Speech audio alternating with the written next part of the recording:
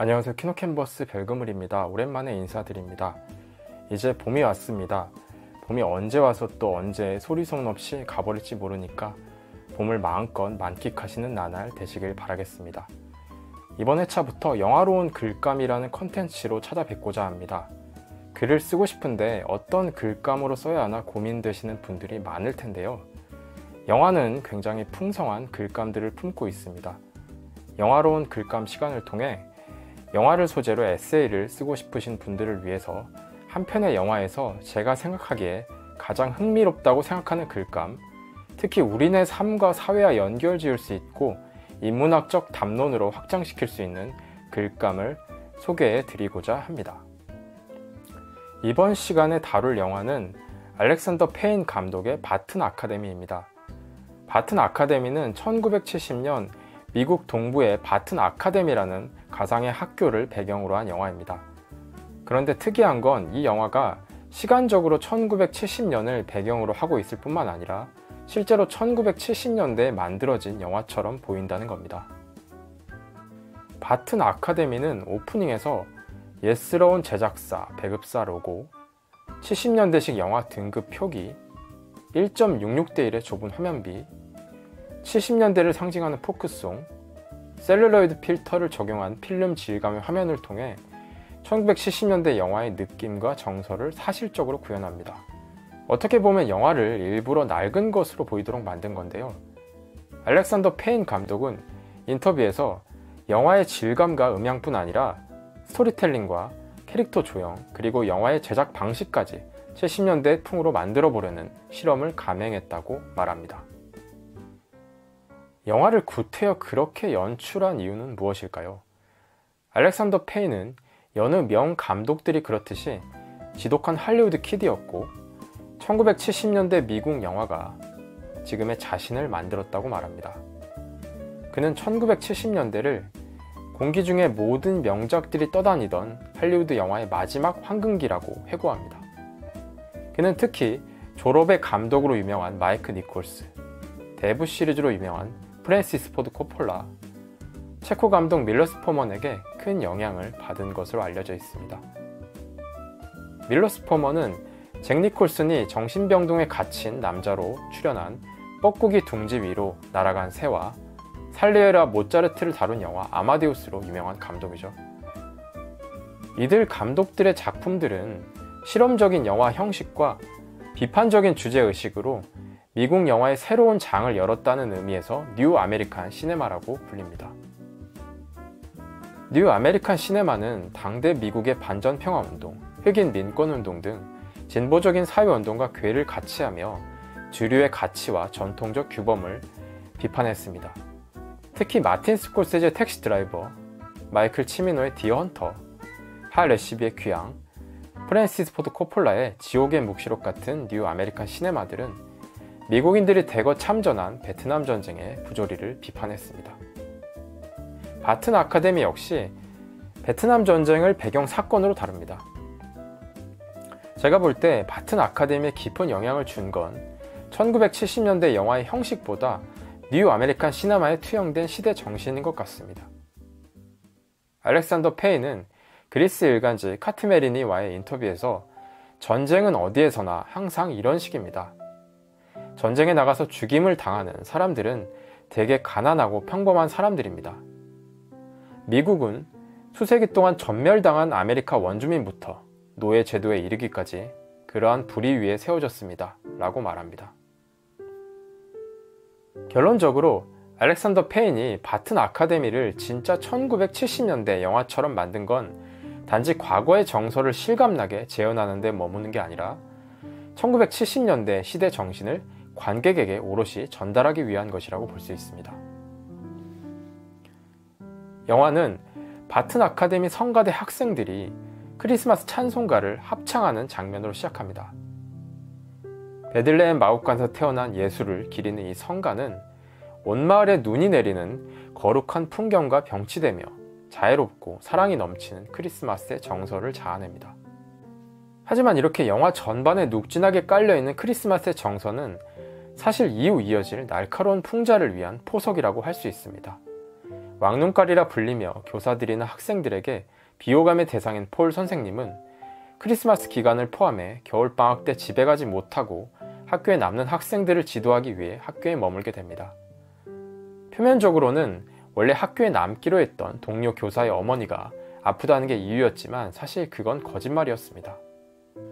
폴이 학교에 남게 된 결정적인 이유는 그가 학교의 최대 기부자인 국회의원의 아들을 낙제시켰기 때문입니다.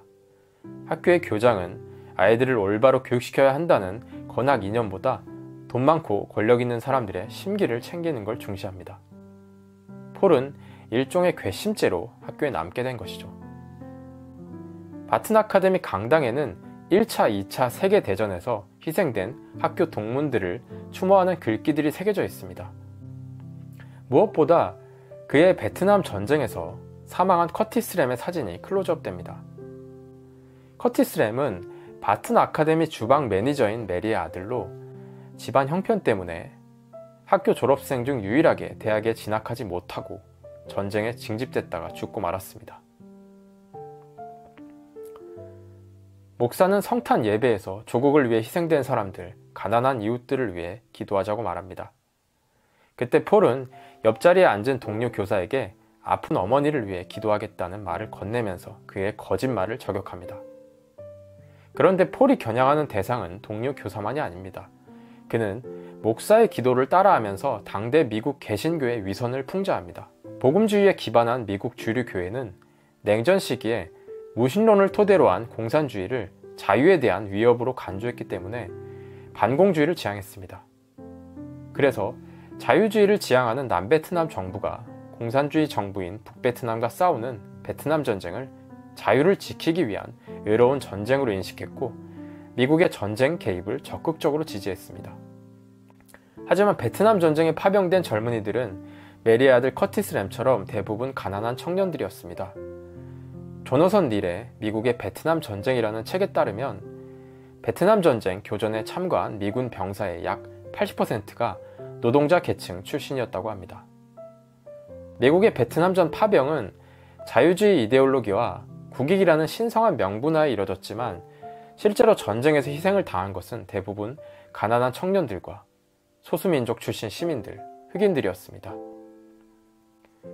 그래서 경제적 불평등에 저항했던 전통적인 좌파 운동은 물론 6, 70년대 미국의 신좌파로 규정됐던 진보적인 사회운동들, 이를테면 흑인 민권운동, 여성주의 운동, 성소수자 운동은 베트남 전쟁 파병 반대, 즉 반전 평화 운동을 고리로 하나로 결합하게 됩니다.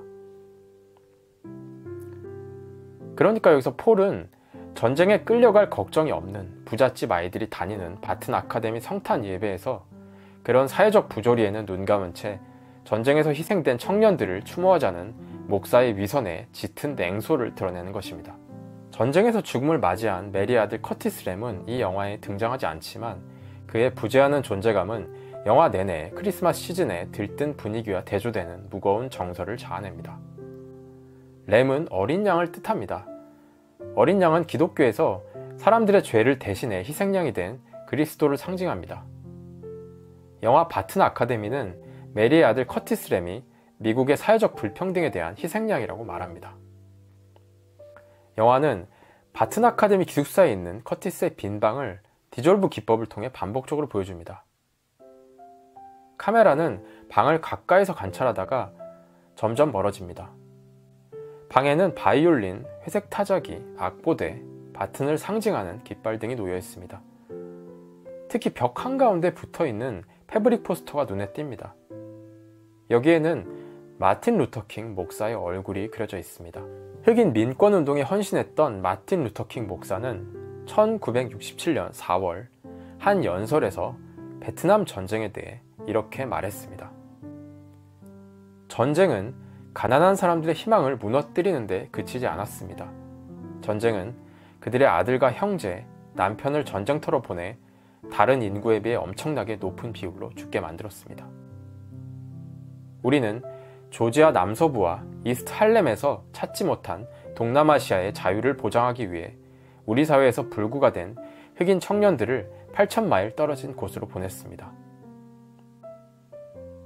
그래서 우리는 흑인과 백인 소년들을 같은 학교에 함께 앉히지 못한 국가를 위해 죽고 죽이는 모습을 TV 화면에서 지켜보는 잔인한 아이러니를 반복해서 마주하게 되었습니다. 앞서 말씀드린 대로 1960년대와 70년대는 노동자, 청년, 여성, 성소수자, 흑인 등 사회적 소수자로 규정되던 사람들이 자신들의 목소리를 내기 시작한 시대였습니다. 이때 미국의 근현대사는 소수자들의 시각에서 다시 쓰이기 시작합니다. 이를 수정주의적 역사라고 일컫습니다. 바튼 아카데미는 미국 역사에 대한 수정주의적 시각을 드러냅니다. 폴, 메리, 앵거스 세 사람은 학교에 남아 우울한 크리스마스를 보내다가 미국 동부의 보스턴을 향해 여행을 떠나게 됩니다. 폴과 앵거스는 보스턴에 도착해 한 극장에서 영화를 관람하는데, 이 영화는 바로 아서 펜 감독이 연출하고 더스틴 호프먼이 주인공으로 출연한 작은 거인이라는 영화입니다. 아서 펜은 뉴 아메리칸 시네마의 역사에서 빼놓을 수 없는 감독인데요. 미국 대공황기 은행 강도로 유명했던 보니와 클라이드 커플을 다룬 아서 펜의 영화 우리에게 내일은 없다는 뉴 아메리칸 시네마의 문을 열어젖힌 작품으로 평가받습니다. 폴과 앵거스가 극장에서 감상하는 영화 작은 거인은 인디언으로 살아야 했던 한 백인 남성의 기구한 삶을 통해 미국의 서부계층 역사를 신랄하게 풍자하고 있는 수정주의 서부극입니다. 작은 거인은 미국인들이 샤이엔족과 같은 인디언들을 무도하게 살해하고 그들의 터전을 빼앗은 역사를 조명하면서 서부개척 신화의 물음표를 제기합니다. 이 영화에서 제법 이름 있는 총잡이로 마을을 주름잡던 주인공 잭은 술집에서 한 사내와 마주하는데, 잭은 그 사내의 이름을 듣자마자 오금이 저린 듯 휘청거립니다.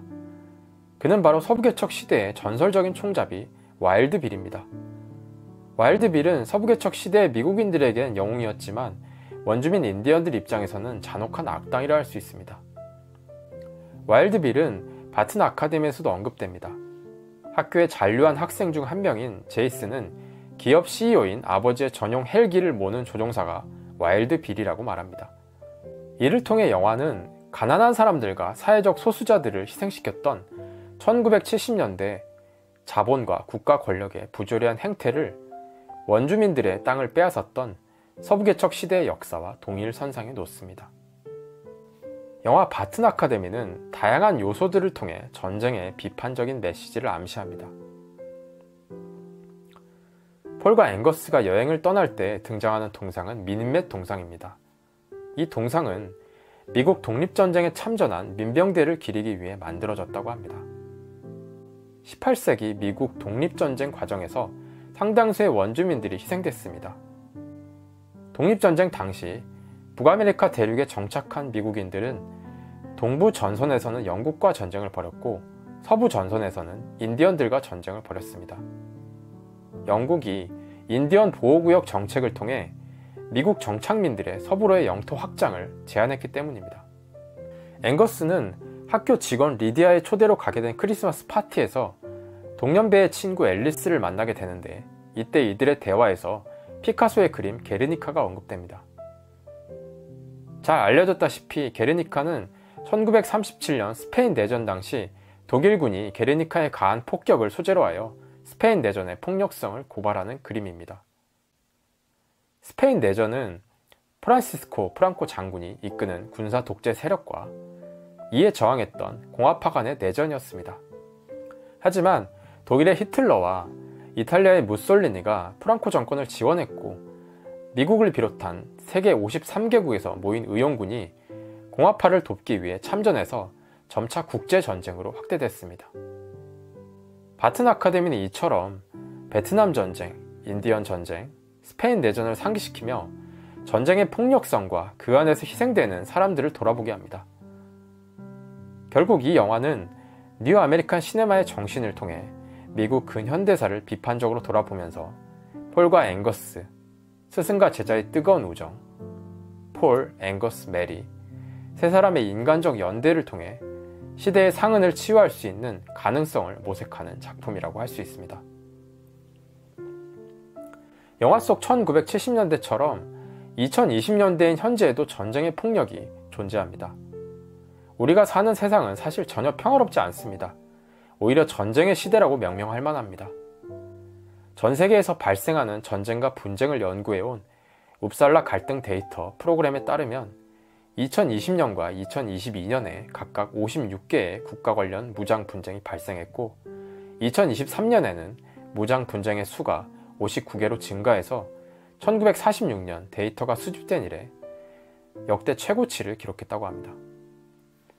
대표적으로 러시아와 우크라이나 전쟁은 지금도 진행 중입니다. 2023년 시작된 이스라엘과 팔레스타인 하마스의 전쟁도 여전히 계속되고 있습니다. 그 비극적인 참상은 말로 표현하기가 힘듭니다. 어느 전쟁이든 화마 속에서 쉽게 희생되고 삶의 터전을 송두리째 잃는 사람들은 가난한 사람들, 여성, 어린이 등의 취약자들입니다. 한국 사회에서 진행되고 있는 극심한 진영 갈등도 생산적인 경쟁이 아니라 상대의 절멸을 목적으로 하기 때문에 일종의 전쟁이라고 말할 수 있을 겁니다. 그런데 우리네 삶과 사회 속에는 바튼 아카데미에서 살펴본 스승과 제자의 뜨거운 우정, 상처 입은 자들의 연대가 존재하나요? 사회적 약자들이 스스로 목소리를 내며 세상을 바꿔나가는 사회운동은 또 어떻게 전개되고 있나요? 우리가 이런 전쟁과 폭력의 시대를 헤쳐나가려면 어떻게 해야 될까요? 영화 바튼 아카데미를 통해 여전히 전쟁과 폭력이 횡행하는 우리 세계의 현실과 그 해법에 대해 생각해보고 이를 글로 써보면 어떨까 싶습니다. 바튼 아카데미를 소재로 제가 쓴 영화 에세이가 있는데요. 말씀드린 글감을 통해 어떻게 글을 쓸 수 있는지 궁금하신 분들은 더보기란에 있는 링크를 통해 글을 한번 살펴보시기 바랍니다. 영화로운 글감, 오늘 시간은 여기서 마치도록 하겠습니다. 시청해주셔서 감사합니다.